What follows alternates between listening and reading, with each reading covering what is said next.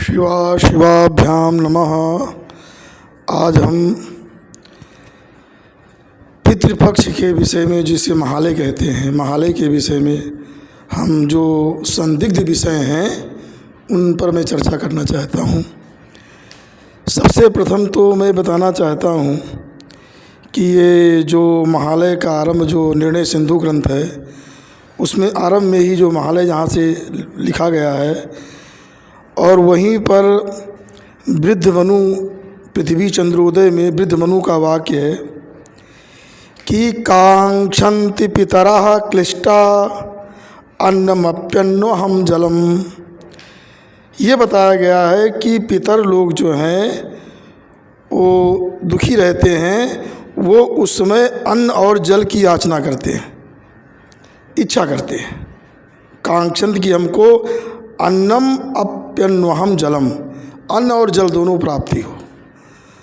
इससे स्पष्ट होता है कि संपूर्ण प्रतिपक्ष जो है वो जल देना चाहिए और श्राद्ध करना चाहिए, ऐसा अन्वहम। तो इस प्रकार से प्रत्येक दिन देना चाहिए। लेकिन यदि अब कुछ लोग जो ऐसा कहते हैं कि पंचक लग गया, और पढ़े लिखे लोग भी ऐसा बोलते हैं, पंचक लग गया। अब उनसे मैंने कई लोगों से पूछा कि भाई पंचक में क्या क्या नहीं होता है।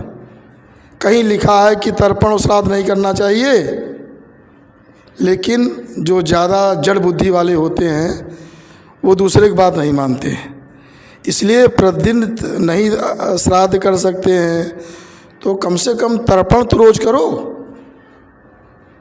तो इस प्रकार से मैं इस बात पर, और दूसरा विषय हमारा ये है कि बताया गया है हमारे यहाँ ग्रंथों में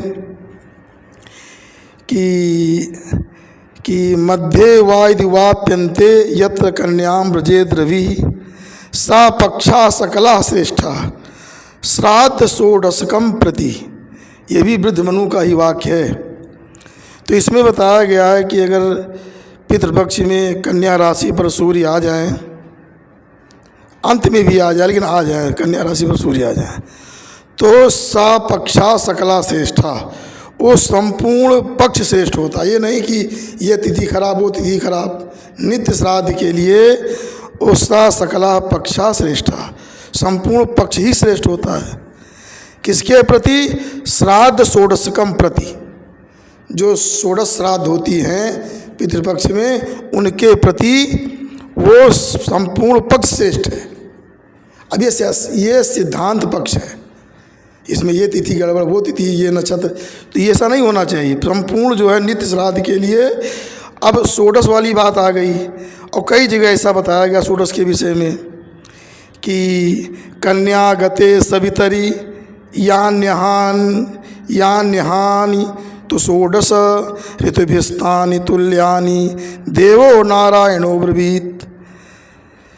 भगवान नारायण ने कहा है कन्या राशि पर अगर उसमें पितृपक्ष में सूर्य आ जाते हैं तो षोडश, जो षोडश श्राद्ध हैं, षोडश दिन में जो षोडश श्राद्ध होते हैं, वो मानो षड ऋतुएँ हो गई, सारे ऋतुओं का फल प्राप्त होता है, ऐसा नारायण जी ने कहा। अब सोचिए, तो यहाँ पर जो षोडश श्राद्ध की बात आई है, अब षोडश में क्या लेंगे भाई? पितृपक्ष में तो 15 दिन होते हैं, एक दिन आपको अलग से लेना है। तो अब उसमें निर्णय सिंधु में 3 पक्ष वहाँ बता दिए गए। एक पक्ष बताया गया, किसी ने कहा तिथि वृद्ध्या, और दूसरा पक्ष है भाद्र पूर्णिमा सहेत, तीसरा आश्विन शुक्ल प्रतिपदा सहेत। अब तिथि वृद्धि को अगर लेते हैं, ये विचार करना चाहिए। ग्रंथों का निर्णय, विद्वान लोग निर्णय निकालते हैं, ये थोड़ी कि जहाँ जो लिखा है तो निर्णय निकालने पर यह होता है कि तिथि वृद्धि, जैसे अब की बार तिथि क्षय हो रही है, तो सोचो कैसे होगा। तो तिथि वृद्धि की बात नहीं है, तिथियाँ तो 15 ही रहेंगी, और क्षय हो गया तो क्षय। तो ये वृद्धि जो कहते हैं कि वृद्धि हो गई तिथि, तो वृद्धि तो अनिवार्य नहीं वृद्धि हो जाएगी, ये पक्ष भी कमज़ोर पड़ रहा है। और दूसरा पक्ष जो कहते हैं कि आश्विन शुक्ल प्रतिपदा सहित, तो उससे नवरात्र आरंभ हो जाता, उसमें कौन श्राद्ध करेगा, फिर 2 तिथि प्रतिपदा हो जाएंगी।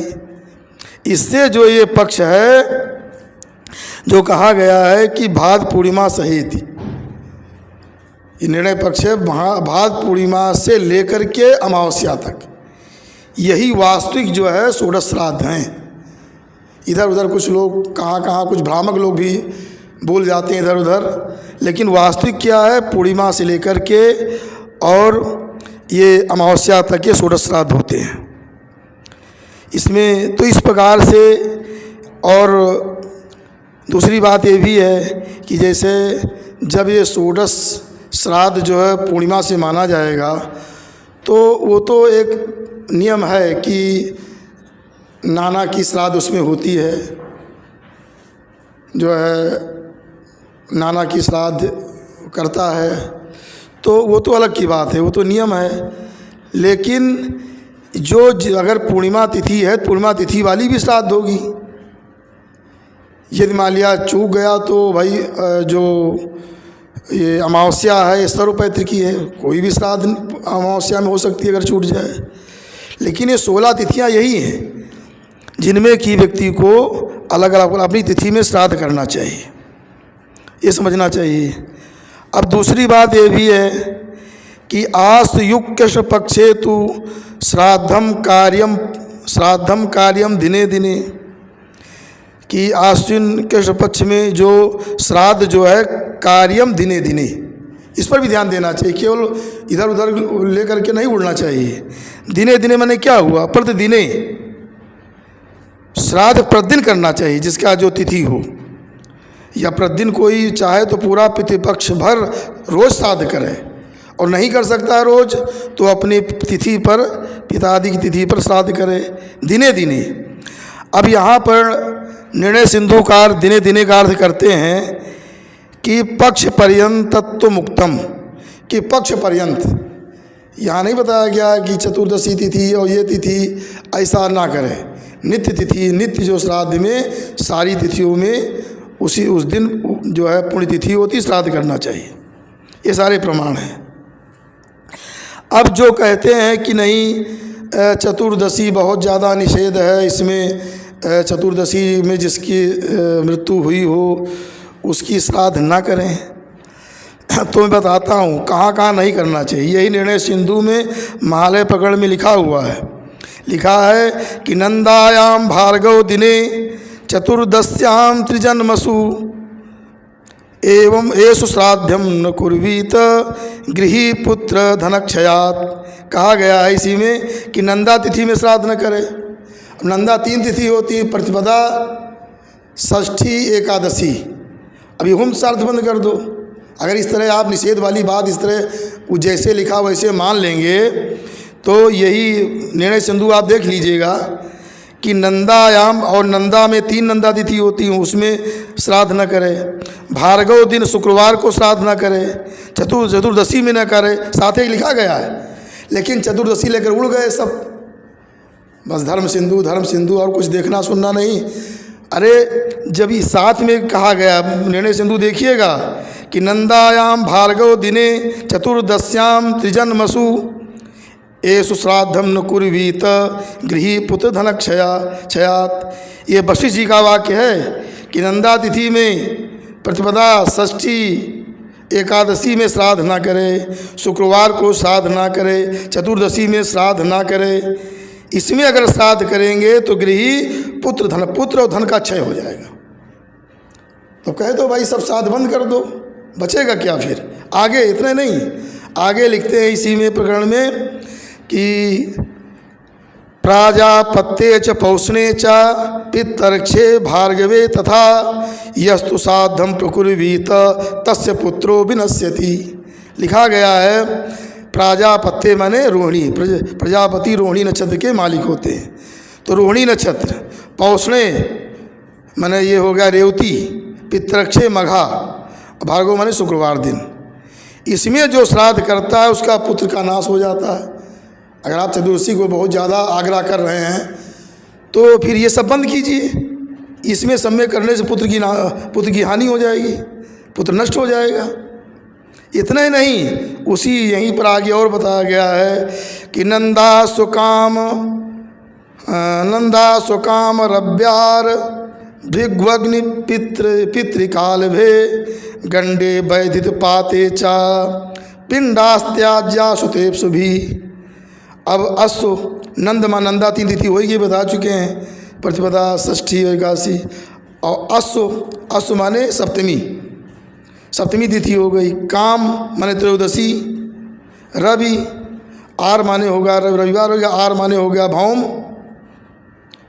अग्निभ माने जो है कृतिका नक्षत्र हो गया, और शुक्रवार भी दिया गया। अग्नि पितृ माने पितृकाल भी हो गया, कि पितृ जो है वो हो गया ये मघा नक्षत्र हो गया। कालभ माने हो गया भरणी नक्षत्र। ये नक्षत्र भी जो हैं सुत पुत्र को चाहने वाले को इसमें श्राद्ध ना करें, इतना निषेध किया गया है। और केवल आजकल केवल बस वही केवल एक मिली उनका है चतुर्दशी, वही रट लगाए हुए हैं। तो ये समझने का प्रयास करेंगे तब समझ में बात आएगी, और नहीं तो अपना जो करना हो अपना व्यक्ति करेगा ही। इतनी तिथियां निषेध बताई, इतने दिन निषेध बताए गए, इतने योग निषेध बताए गए, वैदिक व्यतिपात गंड। तो अब पितृपक्ष कहाँ बचेगा? मैं पूछता हूँ कि पितृपक्ष सारा गायब, आपने पितृपक्ष पूरा नष्ट कर दिया, कोई किसमें श्राद्ध करेगा? सारे समाज को इसे भ्रम फैला दिया जाता है, आदमी क्या करेगा? आपने चतुर्दशी का हमने इतना सुना दिया, अब व्यक्ति कब श्राद्ध करे आखिर? तो इस तरह समझने का प्रयास करना चाहिए। ये सब जो हमने पहले बताया था कि जो पारस्कर गृहसूत्र में बताया गया है, काम श्राद्ध होती है। तो काम श्राद्ध जो है इसे पुत्र की प्राप्ति करना है, तो ये दिनों में ये नक्षत्रों में योग में श्राद्ध न करें, लिखा है सुतेप्सु भी। यहाँ भी जो लिखा है चतुर्दश्याम कि पुत्र धन का क्षय होता है। अगर आप काम श्राद्ध करते हैं तो चतुर्दशी और नंदा ये सब भार्गव दिन ये सब पुत्र धन को नाश करने वाले, इसलिए पुत्र धन की प्राप्ति के लिए काम श्राद्ध इसमें ना करें, ये इसका अर्थ होता है। इसको समझने का प्रयास करेंगे, समझ जाएंगे, नहीं तो ये सब पूरा पितृपक्ष समाप्त हो जाएगा। इसलिए जो है ये सिद्धांत पक्ष को खोजना चाहिए ग्रंथों में, और ये कहीं पकड़ करके बैठ नहीं जाना चाहिए। ये ग्रंथ है, उसमें निर्णय निकालना चाहिए, निर्णय क्या है। तो निर्णय सही यही है कि इसमें जो लोग कहते हैं कि पंचक लग गया, वो अत्यंत मूर्खतापूर्ण है। और ये जब षोडश श्राद्ध कहा गया है, कई ग्रंथों में कहा गया है, इसलिए ये उत्तम पक्ष यही है कि पूर्णिमा से लेकर अमावस्या तक ये षोडश दिन लिए जाएंगे। षोडश श्राद्ध इसमें करना चाहिए। और नाती नाना का श्राद्ध करता हो तो है ही है, लेकिन उसमें पूर्णिमा श्राद्ध भी होगी, और जो चतुर्दशी वाली चतुर्दशी में होगी नित्य श्राद्ध है, पुण्य तिथि है। नहीं तो इस प्रकार से जो तिथियां उसमें श्राद्ध करना चाहिए। अब जो काम श्राद्ध हैं उसमें विचार करना चाहिए। हमको कामना पर अगर श्राद्ध करना है, जिनका शरीर अस्त से उनका चतुर्दशी में होना वो तो अलग पक्ष है, लेकिन जो नित्य श्राद्ध हैं वो अपनी तिथि पर ही होंगे। लेकिन अलग अलग अपना जो मन में आता, जो जहाँ पढ़े बोलना शुरू कर देते हैं। तो विद्वानों का ये कर्तव्य है कि वो लोग बैठे और विचार करें कि सिद्धांत पक्ष क्या है, जिससे शास्त्र की भी रक्षा हो और कोई ज़्यादा उपद्रव ना हो, इस तरह से ना हो। तो इसलिए मैंने इन सारी बातों को बताया। और आप जो भी हम श्रोतागण हैं ध्यान दें, और पूरा नियम से। हमारे ब्रह्मचारी गुरुजी कहते थे कि श्राद्ध पूरा 16 दिन करना चाहिए, लेकिन लोग नहीं तो तर्पण 16 दिन करें और श्राद्ध अपनी तिथि पर कर लें। इसमें ज़्यादा व्यवधान नहीं करना चाहिए। धर्म लोग करें तब उससे लाभ होगा, अपना भी लाभ है और धर्म करने वालों का भी लाभ है। हर जगह व्यवधान, टांग अड़ाना, उनको भ्रमित करना, ये सब अपराध कोटि में आते हैं। इसलिए मैं इन्हीं शब्दों के साथ वाणी को विराम इति सम।